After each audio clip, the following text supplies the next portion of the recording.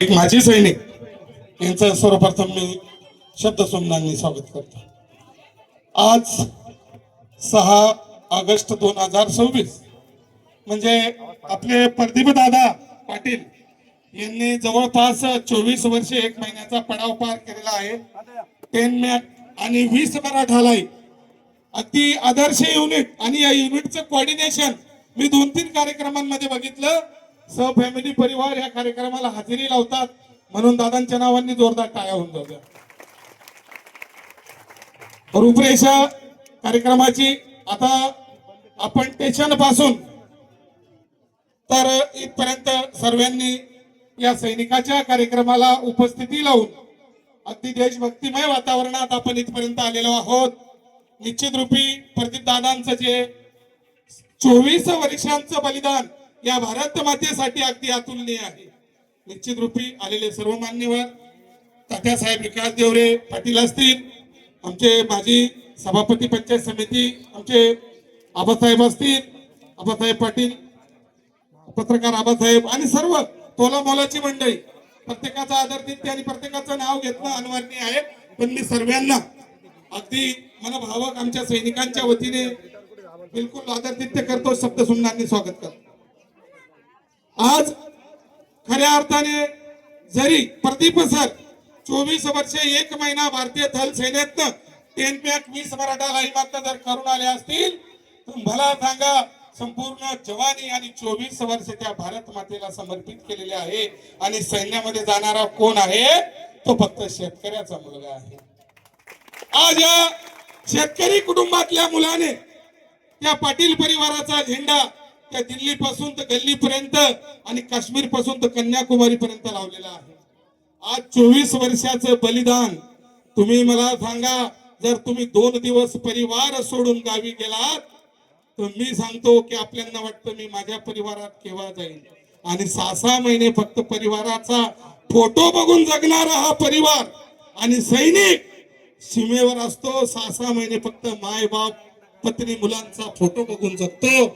हे सैनिकांचं सर्वात मोठं बलिदान आहे. कधी कधी तर आपल्याला अँड्रॉइड फोन पासनं आणि टावर पासनं सुद्धा वंचित ठेवलं जातं जर समोर पाकिस्तान असलं तर. आणि प्रदीप सर एका इन्फंट्री मॅक इन्फंट्रीचा हिस्सा होते आणि मॅक इन्फंट्रीची मेन कामं असतात सैन्याच्या एरियात म्हणजे दुश्मनाच्या एरियात जाऊन त्यांना निस्तनाबूत करणे. टँक रेजिमेंट टँक असते, टँक आपण आपल्या भाषेत रणगाड म्हणतो. ते टँक रेजिमेंट आणि 10 मॅक 20 मराठाला खूप जुनी युनिट आहे आणि आदर्श युनिट आहे. मी मागे आपले करमुडचे सोनवणे सर त्यांचाही प्रोग्राम झाला तेव्हा देखील सहपरिवार 10 मॅकचे बरेच मान्यवर होते, आज देखील आहेत. असंच कोऑर्डिनेशन पाहिजे. आज सर्वप्रथम सरांनी जरी भारतीय थल सेनेतनं रिटायरमेंट घेतली असेल पण ते आता परिवारात आल्यानंतर त्यांच्या जिम्मेदाऱ्या वाढतील. आणि ताई साहेबांनी जवळपास 20 ते 17-18 वर्ष प्रदीर्घ सेवेनंतर आज हा सोन्याचा दिवस बघितला. आमच्या ताईने, ताईचं माहेर वाकडीचं आहे, त्यांचे बंधू अतुल दादा उपमहाराष्ट्र केसरी आहेत आणि आता भारतीय रेल्वेमध्ये TC आहेत. निश्चित रूपी विकास तात्याचा आमचा विषय झाला की अतुल दादा हे महाराष्ट्र केसरी झाले पाहिजे होते, पण असो कुठेतरी काहीतरी वाणीला विराम दिला. आज सर्व एवढ्या मोठ्या बलाढ्य परिवाराची मुलगी ताईंनी मला सांगा कसे दिवस काढले असते. फक्त कालनिर्णय बघून जगणारी ती फक्त फौजीची पत्नी असते. का की जर कालनिर्णय का बघून जगते, जर साहेबांनी सांगितलं मी एप्रिल 12ला येणार आहे, एप्रिल 12ला कुठंतरी अटॅक होतो, काहीतरी प्रोग्राम वाढतो, सुट्टी कॅन्सल होते. आणि त्याच बाजूला तलाठी अप्पा असतात, शिक्षक असतात, बरेचशी मंडळी असते, ते संध्याकाळी मुलांना घेऊन दाबेली खायला जातात आणि ताई फक्त कालनिर्णय बघते, टीव्हीचे ते समाचार बघून जगत असते. असा सैनिकाच्या पत्नीचा प्रसंग असतो. आणि साहेबांची सुट्टी संपल्यावर साहेब गेल्यावर त्या मातेला परिवारात सद्गुण संपन्न राहावं लागतं. डोक्यावर पदर, पतीचा आदर, संसाराची कदर आणि तिलाच म्हणावं खरोखर इंडियन मध्ये. तर प्रसंग बाका आहे. तुम्ही मला सांगा, आज आई साहेब त्यांच्या मंचावर आहेत. तुमचं लहान बाळ जर ट्युशनला गेलं 15 मिनिटं लेट झालं तरी तुम्ही सैरा वैरा बघतात. त्या मातेने 9 महिने पोटात बाळगलं, 18 वर्षाचा जवान तयार केला. आणि त्या जवानाला भारत मातेच्या रक्षणासाठी पाठवला. त्या मातेचा आशीर्वाद त्यांच्या डोक्यावर होता, म्हणून 24 वर्ष 1 महिना प्रदीप दादा प्रदीर्घ सेवा करून आले. आज ती माता देखील मंचावर आहे. 2 वर्षापूर्वी साहेबांच्या वडिलांचं निधन झालं. ते देखील भारतीय रेल्वेत होते असं आई साहेबांकडनं मला कळालं. निश्चित रूपी एक रेल्वे कर्मचाऱ्याचा मुलगा, एक शेतकऱ्याचा मुलगा, आज मला सांगा या कष्टकरी जमातीचा मुलगा भारतीय थलसेनेत 24 वर्ष 1 महिना काढतो. आणि सैनिकाला फक्त आणि फक्त वर्षातनं 90 दिवस सुट्टी मिळते. 10 दिवस त्याचे जर्नी पिरियड मध्ये जाता, येण्या जाण्यामध्ये फक्त 80 दिवस तो आपल्या परिवाराला देऊ शकतो. आणि सैनिक हा सर्वप्रथम जगतो त्या वतनसाठी. वेतनचा विषय नंतर आहे. वेतन आणि वतन प्रसंग बघा बाका आहे. आणि 24 तासाचा प्रहरी असतो. 24 तास तो या कपड्यांवर असतो बाउंड्रीवर. आणि जे शासकीय कार्यकालमध्ये ज्या भोजनालयात जेवण दिलं जातं तेच जेवण पाचारण करावं लागतं. आवडी निवडी तिथे नसतात. डिसिप्लिन असतं. सिनियर दिलेला हुकूम फायनल असतो. नो हा विषय नाही, नाही हा विषय नाही. हाजी की ड्युटी नाजी का घर, आमच्या फौजमध्ये म्हण आहे. तर असे आमचे प्रसंग असतात. तात्यासाहेब विकास देवरे युवा मंच ह्या भल्या व्यक्तीने 40गाव मध्ये 2015 पासून हा कार्यक्रम चालू केलेला आहे. हा कार्यक्रम चालू करण्यामागे कुठल्याही दादाचं, आप्पाचं, अण्णाचं, जिबूचं बलिदान नाही, कुठल्या आमदार खासदाराचं बलिदान नाही. का हा राजकीय व्यासपीठ नाही, सामाजिक कार्य आहे. आज ह्या मान्यवरांना यांच्या परिवाराला जर आम्ही या तिरंगा लावून जिप्सीत मिरवलं आहे तर असे 10 युवक तयार होतील भारत मातेच्या रक्षणासाठी. की मी ज्या दिवशी रिटायर होऊन येईल तर माझ्या आई वडिलांना, मला, माझ्या पत्नीला असा मानाचा सर्व दर्जा मिळेल. म्हणून तात्यासाहेबांनी हा कार्यक्रम चालू केला. तात्यांच्या नावाने जोरदार टाळ्या. आज संजू तात्या असतील, संजू तात्या आबासाहेब असतील, आमचे जिबू असतील, कारगिल वाघचे हिरो, हे सर्व मान्यवर सैनिकांचा कार्यक्रम असला तिथे अतुलने हजर असतात, जातीने हजर असतात. आणि सैनिक कुठल्याही क्षेत्रात असो त्याला मदत करतात. तर आमचा हा प्रसंग, या प्रसंगाला तालुक्याने, मायबाप जनतेने आमच्या डोक्यावर हा 10 वर्षापासून आशीर्वाद ठेवलेला आहे. आणि आजपर्यंत हा कार्यक्रम चालू आहे. तात्यासाहेबांचा प्रणय आहे, शेवटचा शॉट, शेवटचा घास माझ्या तालुक्याच्या सर्व सैनिकांचं आदरातिथ्य होईल, त्यांच्या परिवाराचं आदरातिथ्य होईल, हा निश्चित त्यांनी प्रणय केलेला आहे. तात्या तुमच्या कामाला आम्ही सलाम करतो. या कामासाठी सर्व मान्यवर आमच्या आजी माजी सैनिकांचा देखील सपोर्ट असतो. या सपोर्टाच्या माध्यमातून हे काम होतं. आज मला सांगा 24 वर्षांचा प्रदीर्घ प्रवास. साहेब ज्या बटालियन मध्ये होते 10 मॅक आणि 20 मराठा बाई, तकरीबन इन्फंट्री ही बाउंड्री एरियावर असते. पाकिस्तान तिथून काय असतं नसतं, 1-2 किलोमीटरच्या आत असतं. तिथे ड्युटी बजवावं लागते.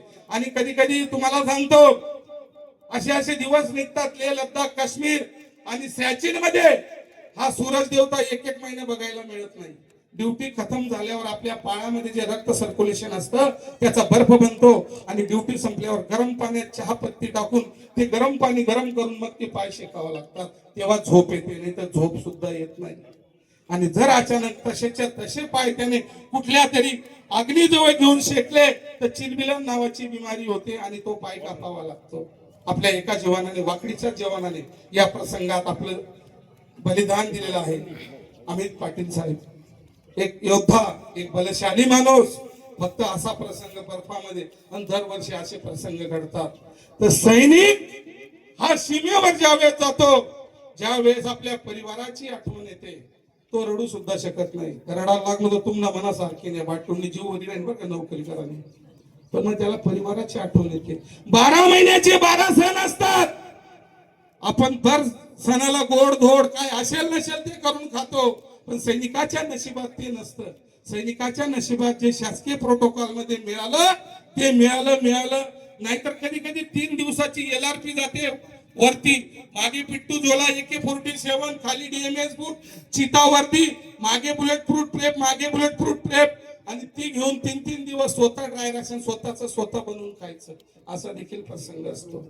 आणि तुम्ही जम्मू काश्मीर मध्ये गेला तिथे बर्फाचा त्रास, उग्रवाद्यांचा त्रास, आणि असं जीवन व्यतीत करावं लागतं सैनिकाला. खूप मोठा विषय. तर मला सांगा, आणि कधी कधी आपला संभ्रम काय होस, हे मिलिटरीवाला का नाही दारू पितस, या मिलिटरीवाला काही दारू पितस त्यांना डोळ्या लालचे. अरे त्याला 24 तासापैकी फक्त 3 तास 4 तास झोप भेटते, त्याचे डोळे लाल राहणार आहे. त्याला जर झोपच भेटत नाही तर त्याचे डोळे लाल राहतील. फक्त आपला संभ्रम भाऊ त्यांना काही खरं नाही बघा. तो बेवडाशी त्याला गुडगामा भेजाशी. अरे त्याला भेजास तुम्ही कधी वापरू देतात नाही. त्यांना गुडगामा भेजानं त्याला भेजानं काम जीव देतात नाही. आणि वरून म्हणत असतो फेल होईल. अरे तो फेल होईल. तो या आबादीपासून दूर आहे, परिवारापासून दूर आहे, या लेकरा बाळांपासून दूर आहे, त्या माता माऊलीपासून दूर आहे. कुठल्या तरी चांगल्या घराची मुलगी रेशमाच्या गाठीमध्ये त्या साहेबांची लग्न करते आणि साहेबांची 1 महिना सुट्टी संपते आणि साहेब जलम पकडतो. साहेबांनी जलम पकडला का जम्मूला रिपोर्ट करतो 213 ट्रांगेट का. मग तो असं रडू येस सामने रडता बी येत नाही. मग माणूस बाथरूम थांबलंस कोठे रडू रडी मन मोकळं रडी लिहावं लागस. मी रडेले काय सांगू तुमले. मन गाव तरवाडा पेटे बाप मारला फक्त 3 दिवस बॉडी ठी फक्त 10 मिनिटासाठी बाप भेटला. कधी कधी ते सुद्धा सैनिकाच्या नशिबात नसतं. असे सैनिकाचे बलिदान आहे. त्यामुळे जर कोणाचा मुलगा आर्मीत असेल, सुनबाई तुमच्या जवळ असेल, त्या सुनबाईला फक्त एवढं सांगा बेटा जेवण करून घे, तिला धीर मिळेल. तिला धीर मिळाला म्हणजे आमच्या सैनिकाला धीर मिळेल. सैनिकाला धीर मिळाला म्हणजे माझा भारत सुजलाम सुफलाम राहील. ही फक्त भावना तुमच्यामध्ये ठेवा. हीच मी माझ्या सैनिक परिवाराच्या वतीने, त्रिदल सेनेच्या वतीने, जय जवान ग्रुपच्या वतीने, तात्यासाहेब विकास देवरे पाटील युवा मंचच्या वतीने विनंती करतो. कारण तो प्रसंग खूप अवघड असतो सैनिकाचा. ज्यावेळेस नवीन लग्न होतं आणि मी वंदन करतो ज्या फौजीसले पोरी देतस बाकी ना म्हणतो त्यानंच करणी पण पूर्ण काय बी त्यानंच खरं नाही तर मध्ये पूर्ण काय बी त्यानं जर उद्या काही होईल येतं. पण मी वंदन करतो त्या 56 इंच्या शिन्यार त्या आई वडिलांना किती न बघता न डगमगता जर जवाई देश सेवा करतोय तर त्यांच्या सोबत त्यांच्या मुलीची सुद्धा देश सेवा झाली. म्हणून ताईच्या आई वडिलांबद्दल जोरदार टाळ्या वाजा का. रावसाहेब दादा पैलवान एक नामांकित नाव आहे तालुक्यामध्ये आणि त्यांचा सर्व पैलवान ग्रुप तुमचे अण्णासाहेब असतील गुरुवारे फार मोठं काम आहे. तर मी निश्चित रूपी सांगतो की त्यांना देखील सर्वप्रथम वंदन करावं लागेल. नाही तर मग आपले कसं तलाठी पाहिजे, ग्रामसेवक पाहिजे, लाट पोलीस पाहिजे. मग त्या सैनिकाला पत्नी कोण देणार. तर त्या सैनिकाच्या पत्नी देणाऱ्या त्या आई वडिलांना मी वंदन करतो की मागचा पुढचा विचार करत नाही आणि मुलगी देऊन टाकतात. आणि कुठे कुठे असे सुद्धा प्रसंग झाले. 1 वर्ष झालं लग्न झालं आणि जवान देशावर शहीद झाला. त्या मातेला सर्व आयुष्य बर्बाद होत. कधी कधी असे प्रसंग तालुक्यात आहेत, डोळ्यासमोर आहेत. त्या वीर मातेला, वीर नारीला, त्या वीर पित्यांना मी वंदन करतो. तुम्ही करोडो रुपये द्या, जर पतीच गेला तर ती माता कशी जगेल तुम्ही मला सांगा. करोडो रुपये द्या, फॅसिलिटीज द्या, पण जो घराचा मेढ्या होता तोच जर गेला तर त्या मातेचं जीवन व्यथित नसतं, त्या जीवनाला अर्थ नसतो. अशा दिशा नसते, फक्त जगावं म्हणून ती माता जगावं. अशा बऱ्याचशा वीर नारी, वीर माता तालुक्यात आहेत. त्यांचेही मी शब्द सुमनांनी स्वागत करतो आणि त्यांच्या बलिदानाला सलाम करतो. 2006 मध्ये एंड्रॉइड फोनची सुरुवात झाली. मी गुलमार्गला होतो. मला वाटलं म्हणजे माझ्यावर घडलेला प्रसंग मांडतो तो प्रत्येक सैनिकावर घडतो. तर एंड्रॉइड फोन घेतल्यानंतर मला वाटलं माझे आई वडील, माझी पत्नी, माझे मुलं सर्व मला रोज बघायला मिळतील. पण अचानक समोर पाकिस्तान फक्त 500 मीटरवर होतं आणि बिलकुल LOC लाईन ऑफ कंट्रोल त्याच्या समोर पाकिस्तान असल्यामुळे आपल्या तिथे जामर लावलेले असतात. जामर म्हणजे कोणाचा मोबाईल काम करत नाही. सर्वच लोक सारखे नसतात. कुणी जर एखादी बिलकुल फितुरी झाला, कुठेतरी त्रास होतो म्हणून तिथे जामर लावलेले असतात. तर त्या ठिकाणी SBIचं ATM होतं. मी रोज 100 रुपये सकाळी काढायचो. फक्त पत्नीला इकडे मेसेज यायचा की माझे प्रभू आज जिवंत आहे. तर असं सुद्धा सैनिकांना मन मारून जगावं लागतं. तुमच्याजवळ मोबाईल आहे, नवीन लग्न आहे, सर्व परिवार सुखी संपन्न आहे, पण त्यांच्याशी तुमची 15-15 दिवस बात होत नाही. असा सैनिकांचा बाका प्रसंग आहे. कारगिलच्या युद्धामध्ये ज्या वेळेस माझे जवान शहीद झाले, कारगिलच्या युद्धामध्ये माझा पूर्ण देश रडला. भारतीय सैन्याने तोलोलिंग, आज कारगिल योद्धा आमचे RC पाटील रमेश सर आता चाळीसगाव पोलीस मध्ये आहेत, स्वतः माझे गुरुवारी आहेत. ते कारगिलचा हिस्सा आहे. त्यांनी कारगिल योद्धा म्हणून लढाई लढलेली आहे. मुनखेड्याचे आमचे गुरुवारी मार्गदर्शक रमेश पाटील सर. तर त्यावेळेस जर त्या स्थितीमध्ये जवान शहीद झाला तर त्या जवानाचं पार्थिव शरीर सुद्धा गावाला यायचं नाही. शाने शौकतने त्याच बटालियन मध्ये तिरंग्यासोबत त्या जवानाचा अंत्यविधी करून द्यायचा. पण भारताचे स्वर्गीय प्राईम मिनिस्टर भारतरत्न अटलजी यांनी हे तरतूद केलं आणि 99 नंतर जवानाचं पार्थिव शरीर आपल्या गावी येतं. साहेबांनी त्यावेळेस केलं की मेरे देश का जवान किसी आपत्तिजनक स्थिति में शहीद होगा, लेह लद्दाख कश्मीर सियाचिन ग्लेशियर हिमाचल ऐसी आपत्तिजनक स्थिति में अगर जवान शहीद होता है तो शान शौकत के साथ उसका पार्थिव शरीर उसके गांव में आएगा, गार्ड ऑफ ऑनर के साथ, तिरंगे के साथ उसका अंतिम संस्कार किया जाएगा. तो हे भारतरत्न अटलजींनी केलेलं आहे. आणि संसद मध्ये खासदार असताना भाषण सुरू व्हायच्या अगोदर ते म्हणायचे की भारत कोई भूमि का टुकड़ा नहीं है, एक जीता जागता राष्ट्र पुरुष है, ये नंदन की धरती है, वंदन की धरती है, यहाँ की नदी नदी गंगा है, यहाँ का कंकड़ कंकड़ शंकर है. हम जिएंगे भी तो भारत के लिए, मरेंगे भी तो भारत के लिए. मरने के बाद अगर हमारी बहती हुई गंगा में कोई अस्थियों को कान लगाकर सुन लेगा तो एक ही आवाज आएगी, भारत माता की जय. भारत. तर भारतासाठी जे बलिदान देणारे माझे जवान आहेत त्या जवानांना कुठेतरी समजून घ्या. कुठे छोट्या मोठ्या भानगडी असतात शेजारवरून बांधावरनं, कारण सैनिकाला बाहेरचं नॉलेज हे कमी असतं का, फक्त तो बटालियन मध्ये असतो, अनुशासन बाळगतो, वर्दी घालतो, बंदूक घेतो आणि आपली ड्युटी करतो. इकडे आल्यानंतर त्याला जर कोणीतरी त्याचे कान भरले तर तो प्रसंग मोठा आणि बाका होतो. त्यामुळे त्याला कुठेतरी समजून घ्या, ही माझी विनंती असेल. हा, एखाद्या वेळेस चुकू शकतो, फौजी चुकतो, फक्त समजून सांगा की बाबा तू देश सेवा करतो आहे, तुझ्या देश सेवेला आम्ही सलाम करतो, तुझा हा विषय चुकीचा आहे. आणि काही असलं नसलं तालुक्या लेवलचा जर काही विषय असेल तर निश्चित रूपी तात्या साहेबांना, मला, माझ्या टीमला, आम्हाला आदेश करा. तो सैनिक तुमच्या विरोधात कधीच जाणार नाही, पण स्वतःहून बुद्धी पुरस्कार त्या सैनिकावर, त्याच्या परिवारावर अन्याय अत्याचार करू नका. हीच माझी तुम्हाला विनंती असेल आणि तीच तुमची खरी देशभक्ती असेल. नाही तर 15 ऑगस्ट 26 जानेवारी फौजील झेंडा पहिला बलायला ना, नंतर काय देवा तो दारू डोसला. ते दारू बद्दल मी सांगितलं. आणि दारू बद्दल सांगायचा विषय, आज IAS IPS बरेचसे डिपार्टमेंट या भारतात आहेत. कोणाला दारू मिळते का? नाही मिळत. मग ती फौजीलाच का बरं देतच? त्याच डिपार्टमेंटला तुम्ही लिंकर का देता? ज्या वेळेस दुसरं महायुद्ध चालू होतं, ते चालू असताना हिटलरचं नाव तुम्ही सर्वांनी ऐकलंय. तो साला रोज संध्याकाळी डोसलत जाय. एक दिवस त्याने पुरी पोटभरी डोसलेली नाही आणि थोडीशी दारू उरी गेली, इथली उरली आणि त्यांच्या कटोरा वतीसन ठी दिली. तर त्यानं रूम महिना रोज उंदीर फिरत जाय, त्याला अवतीभोवती फिरत जाय, तो कोपरे त्या उंदीरने ती दारू पिली नाही झाली. त्या उंदीरने जशी दारू पिली त्यानं अंगूर उड्या मारायला लागल्या. मग तिने विचार काय झाला, उंदीर म्हणा कम से कम 5 फूट दूर पे आणि आज उंदीर म्हणा अंगूर उड्या मारलाय ना, याचा अर्थ 100% जर माणसेसनी पिली या पाकिस्तानला जाईन तर कापी येतील. तर तेव्हापासून सैनिकाला लिक्कर मिळायला लागलं, महिन्याला 6 बॉटल आणि वर्षात ते तुम्ही विचार करा. तर असा विषय म्हणजे माझ्या सैनिकाला जर लिक्कर दिलं ते पाकिस्तानची आईबाई एक करतील आणि माझा भारत सदैव विजयी असेल. हे शासनाचं धोरण आहे, सरकारचं धोरण आहे, त्यांच्या नीत्या आहेत. आणि रिटायरमेंट नंतर बी थोडासा टेन्शन आहे, पण जिंदगीभर पेन्शन आहे. असं नको लिहू टेन्शन, बाकी ना खातील पेन्शन.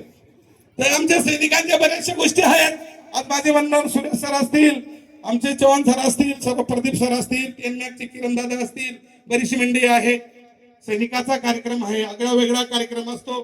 काही राजकीय व्यासपीठ नाही, काही राजकीय थापा नाही, करीत सु करी टाकसू वही जाई, काही विषय नाही, काही नेता वक्ता प्रवक्ता नाही. फक्त सैनिकांच्या जीवावरच्या घडलेल्या घटना असतात. मी फक्त त्या तुमच्या जवळ मांडतो आहे. 24 वर्षाचा खंतड प्रवास फार मोठा असतो, बलिदान मोठं असतं. 14 वर्षाच्या वनवासासाठी प्रभू रामचंद्र गेले, भ्राता लक्ष्मण सोबत होते, माता सीता सोबत होती. आणि सीता बी नाही, राम बी नाही, कोणीच नाही, फक्त फोटो के साथ. चला भाऊ निघा, जाय काम होईना. आणि 4 दिवस जसं बाकी राहतस ना फौजी ना, जर 28 तारीखला रिपोर्ट करा आणि 24 तारीख त्यांना देखी कॅलेंडर, त्यांनी झोप बी उडी दास आणि बाकर बी उडी दास. तो जावाने तशीच लेट जाऊ तो पनिशमेंट होईल, नाव बदनाम होईल, त्यापेक्षा टाइम वरता पडाव. तो बिचारा कसा तरी त्या जम्मू रेल्वे याना चाळीसगाव रेल्वे स्टेशनवर गया, एक टाइम जेलमा सामान टाक, 5 वर जाऊ देस आणि मन मोकळं रडीलेस. पण कोणी रडत, कोणी नाही रडत, पण म्हणजे प्रसंग बघा. कारण त्याला पुढच्या दूरदृष्टीचा 6 महिना दिसतो. जोपर्यंत आता 6 महिने होत नाही तोपर्यंत माझे आई वडील मला दिसणार नाही, माझी पत्नी मला दिसणार नाही, माझे मुलं मला दिसणार नाही. आणि तिथे गेल्यानंतर सर्व अनुशासन, इथून गेल्या गेल्या त्याचा इंटरव्ह्यू शिव साहेबांचा कैसे हुआ क्या हुआ क्या हुआ था सर्व विराम कहाणी तिथे मांडायची. तर असे सैनिकांचे प्रसंग असतात. निश्चित रूपी सर्व सैनिकांना मी सलाम करतो.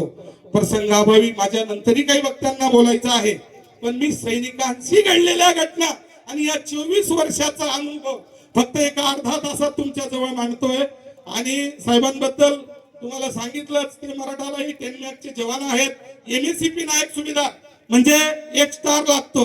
त्यांना 1 स्टारची पेन्शन मिळेल, पगार मिळत होती, पण ते लावू शकले नाही. ते आता घरीच लावले त्यांनी इथे आपल्या समोर.